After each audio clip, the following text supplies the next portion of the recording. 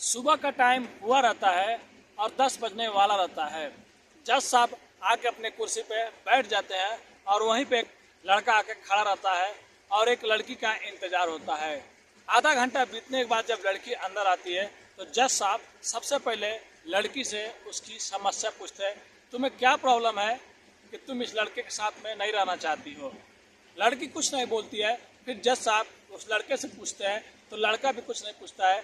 फिर उसके घर वाले लड़के को बताते हैं कि ये लड़की किसी और लड़के से प्यार करती थी, किसी और से बात करती थी और मेरे बेटे को कुछ नहीं समझती है, उल्टा पुल्टा बोलते रहती है। इसके लिए हम लोग इसको इससे दूर करना चाहते हैं।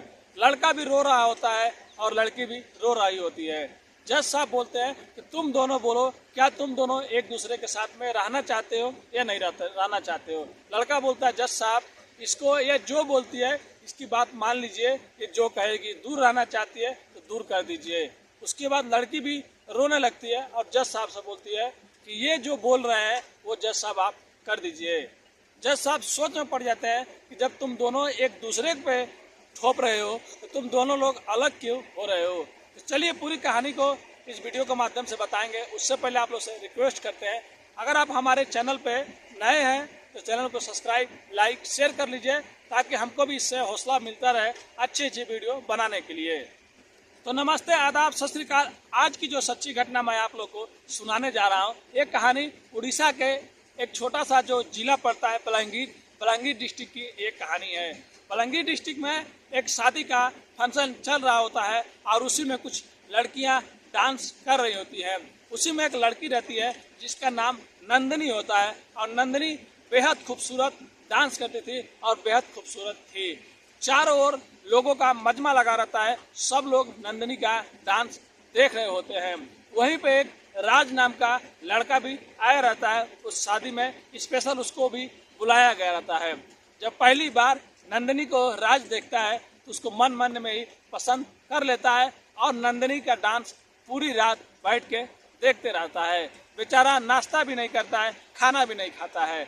लेकिन एक राज की बहन होती है जो राज के ये सब बारे में जान जाती है और बोलती है कि भाई अगर आप बोलोगे तो मैं आपकी शादी उस लड़की से करा दूंगी। राज खुश हो जाता है और अपने बहन से बोलता है कि मैं तो अपने घर पे नहीं बात कर सकता हूँ, लेकिन तुम माँ बाप से बात करो, मम्मी पापा से, और मेरी शादी उस लड़की से करा दो। और सबसे पहले उसका नाम पता करो, उसका नाम क्या है। उसकी बहन जाती है और कुछ लोगों से पूछती है और बाद में पता चलता है उस डांस करने वाली लड़की का नाम नंदिनी है।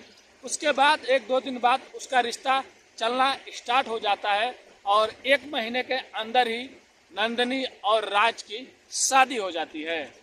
राज बहुत खुश होता है कि मैंने जिसे देखा, मैंने जिसे चाहा उससे मेरी शादी हो गई, भले ही मैं उससे एक भी दिन बात नहीं किया हूँ। जब शादी की पहली रात आता है तो राज सोने का हार भी लिया रहता है और हीरे का हार भी लिया रहता है, क्योंकि राज बहुत बड़े घर से रहता है। दोनों लेके जाता है और बोलता है कि इसमें से तुमको कौन सा चीज़ चाहिए वो ले लो और एक मेरी बहन को दे दो। ये सब बात बोलता है तो नंदिनी कुछ नहीं बोलती है, बस रोती रहती है। उसके बाद और भी बातें राज पूछता है कि क्या बात है बताओ, तुमको यहाँ पे अच्छा नहीं लग रहा है। तब नंदिनी बोलती है कि मेरे को ये सब कुछ नहीं चाहिए, मेरे से आप बात भी मत करो, मैं किसी और से प्यार करती थी और उसी से हमेशा प्यार करूँगी। जब नंदिनी का बात राज सुनता है तो बेचारा उसका दिल टूट जाता है और वो वहीं पे बैठ जाता है। फिर नंदिनी से बोलता है कि तुम सारी बात, सारी सच्चाई मेरे को बताओ, हो सके तो मैं तुम्हारा हेल्प कर सकूं। नंदिनी रोती रहती है लेकिन राज वादा करता है कि मैं तुमको कभी भी छूऊंगा नहीं, कभी भी तुमको कुछ बोलूंगा नहीं, जो तुम बात बताओगी कभी किसी को पता नहीं चलेगा। फिर नंदिनी उसकी ओर देखती है और वादा करती है कि मैं जो बात बताऊंगी आप किसी से बताओगे तो नहीं। राज थोड़ा आंखों में दर्द लिए हुए और नर्वस होके बोलता है कि मैं तुम्हारी कसम खाता हूँ किसी को कभी तुम्हारे बारे में कुछ नहीं बताऊंगा, ऊपर से मैं तुम्हारी हेल्प करूंगा। तब नंदिनी रोते हुए बोलती है, एक लड़का है जिसका नाम समीर है। जब हम लोग डांस सीख रहे होते हैं वहीं पे एक लड़का रहता है जो डेली हर एक चीज़ में मेरी मदद करता था, लेकिन कब उससे प्यार हो गया मेरे को पता ही नहीं चला। और हम लोग आपस में मिलते थे, बात करते थे और बहुत खुश थे, और हम लोग शादी भी करने वाले थे। लेकिन उसी टाइम मेरे घर वालों को मालूम चल गया, और उसके कुछ दिनों बाद आपका जब रिश्ता आया तो मेरे घर वाले वो रिश्ता मंजूर कर लिए। और मेरे घर वाले एक कसम दिए कि मैंने जो तुम्हारे लिए लड़का ढूंढा है, तुम अगर उससे शादी नहीं की तो हम लोग अपनी जान दे देंगे। अगर तुमने अपने अतीत के बारे में कभी किसी को बताया, कुछ प्रॉब्लम आया, तो हम लोग से बुरा कुछ नहीं होगा, और तुम हम लोग को भूल जाना कि तुम्हारे माँ बाप भी हैं।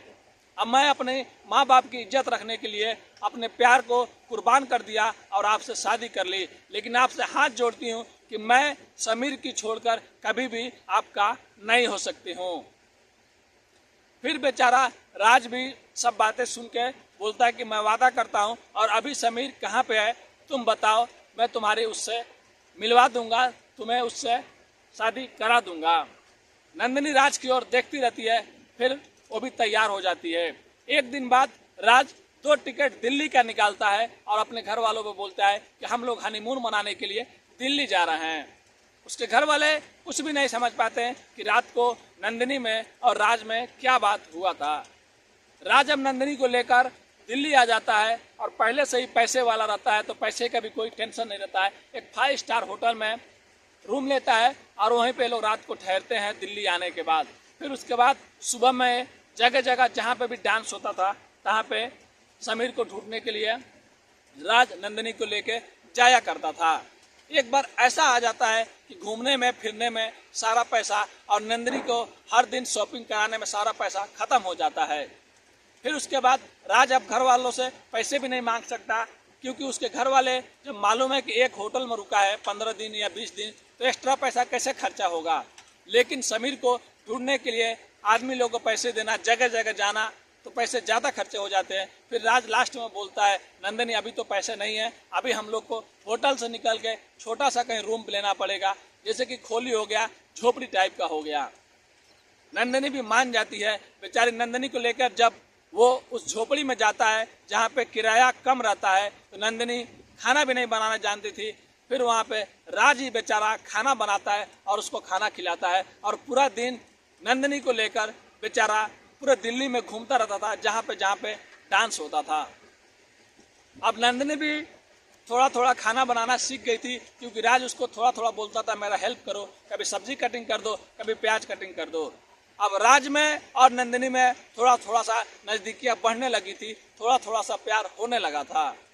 एक दिन ऐसा आता है कि जब रास्ते से नंदिनी और राज जा रहे होते हैं, तभी एक चोर नंदिनी का चैन पकड़ के खींच लेता है और ऑटो से निकल के भागने लगता है।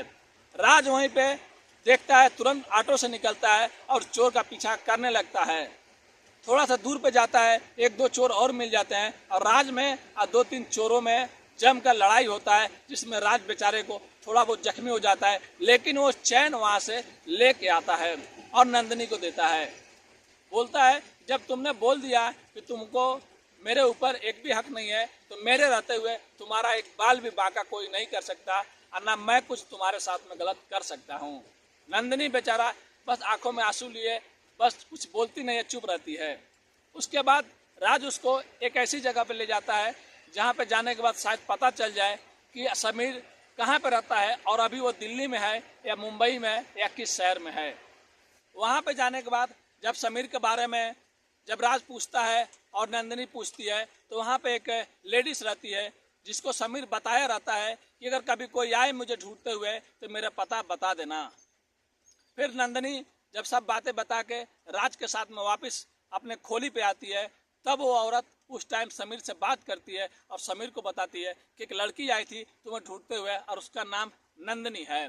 समीर बहुत खुश हो जाता है, बेचारा बोलता है कि 4 दिन बाद मेरा शो है, और आप अगर नंदिनी दोबारा आए तो आप बोल दीजिएगा मैं चौथे दिन उससे इस जगह पे हम मिलूंगा। नंदिनी बाद में कॉल नहीं करती है। बाद में वही औरत नंदिनी को कॉल करती है और सारी बात बताती है। नंदिनी 3 दिन तक बेचारा कुछ नहीं खाती है पीती है, बस सोई रहती है और राज से भी बात नहीं करती है। राज बेचारा 3 दिनों तक खाना बनाता है, उसके लिए हर एक चीज करता है, काम करता है, बेचारी को खाना भी खिलाता है। लेकिन राज अंदर से बेचारा वो भी रो रहा होता है कि देखो जिसके लिए मैंने जिससे शादी किया उसी को मिलवाने के लिए, और वो 4 दिन बाद शायद उससे मिल जाएगी, मेरे से बिछड़ जाएगी। वो नंदनी से पूछता है क्या तुम मुझे भूल जाओगी समीर से मिलने के बाद। नंदनी रोने लगती है, लेकिन बेचारा राज से बोलती तो क्या बोलती। चौथे दिन का दिन आता है और राज फिर सुबह के टाइम नंदनी को लेकर उस जगह पे चला जाता है। लेकिन जब उस जगह पे जाता है उससे पहले राज अपनी अंगूठी निकालकर नंदनी को देता है और बोलता है कि ये तुम समीर को पहना देना और उसको बोलना हमारे ओर से गिफ्ट है। राज को भी बोलती है कि तुम भी चलो। राज बोलता है कि मैं ये जुदाई नहीं देख सकता हूँ, मैं बाहर खड़ा हूँ, तुम जाओ उससे अंदर बात करो, अगर आना होगा तो इतने मिनट में तुम आ जाना, अगर तुम नहीं आओगी तो मैं छोड़ के चला जाऊंगा। नंदिनी पूछती है अगर आप घर पे चले गए तो घर वालों को क्या बोलेंगे। राज बोलता है उसकी चिंता तुम मत करो, मैं बोल दूंगा कि मैं उसको छोड़ दिया, मैं अपने ऊपर सब गलती ले लूंगा। फिर नंदिनी बोलती है आप लोग का तो बहुत इज्जत है।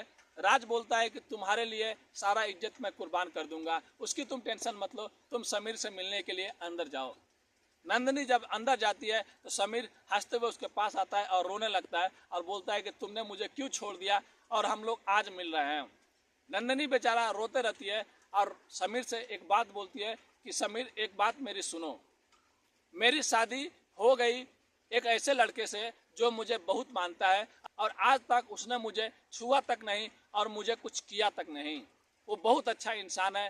तुमसे मिलवाने के लिए आज 1 महीने से लगातार दिल्ली में बेचारा घूम रहा है, बल्कि उसके पास पैसे भी है, धन भी है और लड़कियों की भी कमी नहीं है, और वो बेचारा आदमी बाहर खड़ा है। अब तुम बताओ समीर, मैं उसको धोखा दे के तुम्हारे साथ में चलूं या हम लोग अपने अतीत को भूल जाएं।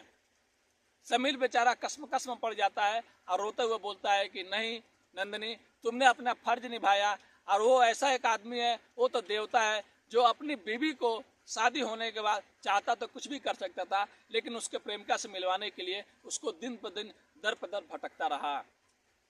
फिर समीर बोलता है कि आज से हम लोग कभी भी नहीं बात करेंगे और आज से तुम कभी भी मेरे खोजने ढूंढने नहीं आना, आज से तुम राज के साथ में रहना। वो बेचारा बहुत अच्छा इंसान है, वो जो बोले वो तुम करना। नंदिनी लास्ट टाइम समीर को गले लगाती है और बोलती है कि मुझे माफ कर देना, हम लोग अगले जन्म में हो सके तो मिलेंगे, लेकिन ये जन्म राज के लिए है। और नंदिनी वहां से चली जाती है। लेकिन जितना टाइम राज दिया रहता है उससे 5 मिनट ज्यादा हो जाता है। बेचारा राज समझता है कि नंदिनी मेरे को छोड़ के चली गई, लेकिन कुछ टाइम बाद राज मायूस बैठा रहता है और रो रहा होता है। तो नंदिनी जाती है और बोलती है कि क्यों रो रहे हो, उंगली बाहर निकालो, और उसकी उंगली में फिर से अंगूठी पहना देती है। और राज से बोलती है कि मैं आपको छोड़ के कभी भी उसके पास नहीं जाऊंगी, समीर भी बहुत अच्छा है, वो भी कहीं और पर शादी कर लेगा, और समीर ने मेरे को आज़ाद कर दिया, आज मेरा दिल हल्का हो गया। और राज फिर नंदिनी को गले लगा लेता है। फिर उसके बाद 2 दिन बाद राज नंदिनी को अपने घर पे लेके जाता है और घर वाले भी बहुत खुश होते हैं, क्योंकि इस बार नंदिनी के चेहरे पे एक अलग ही मुस्कान रहती है। फिर उसके घर वाले भी खुशी खुशी नंदिनी को अपना लेते हैं, क्योंकि बाद में कुछ पता चले उससे पहले सब चीज़ सही हो जाता है।